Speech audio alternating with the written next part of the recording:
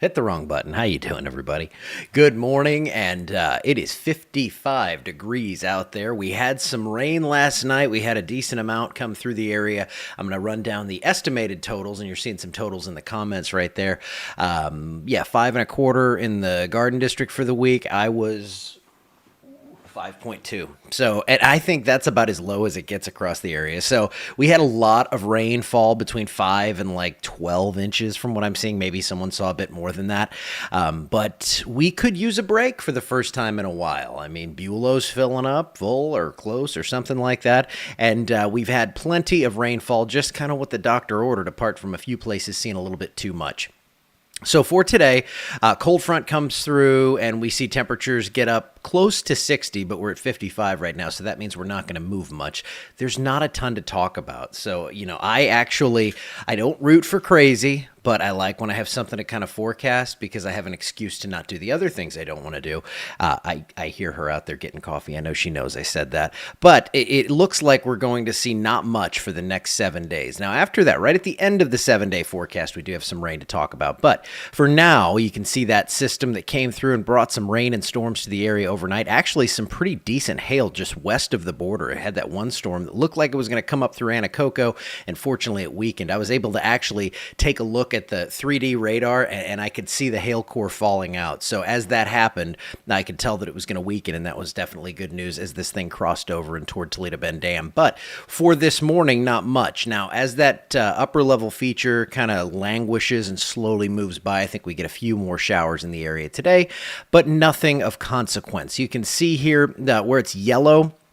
That's where the radar estimates about 2 inches of rain or more. So Kinder around 3. This is in the last 24 hours here. So between a half an inch and 2 for most. Some areas did see up to 3 inches of rain out of this system. So again, we could use a break. And do we have one? Yes, we do. 60 degrees for your forecast high today.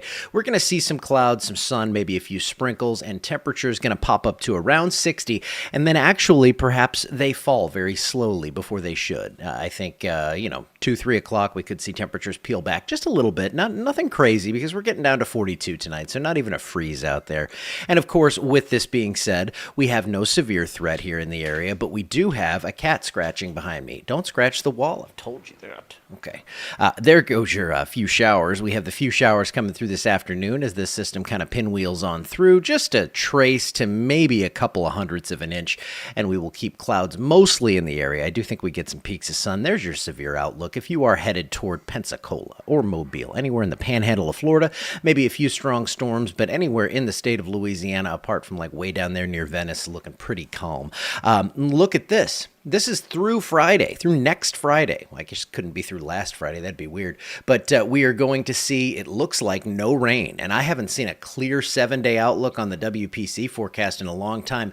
We saw these for a long time through the summer and even into the fall. But it looks like here we get a chance to kind of dry out, maybe let those river levels just kind of stabilize and maybe hopefully start to fall off in some areas where we saw some flooding. But through Friday, we do not have rain chances in the forecast. There is a look at a clear 7-day for the most part. Couple of showers there on Saturday. I think after Friday and towards Saturday is when we start to see the rain chances come back up.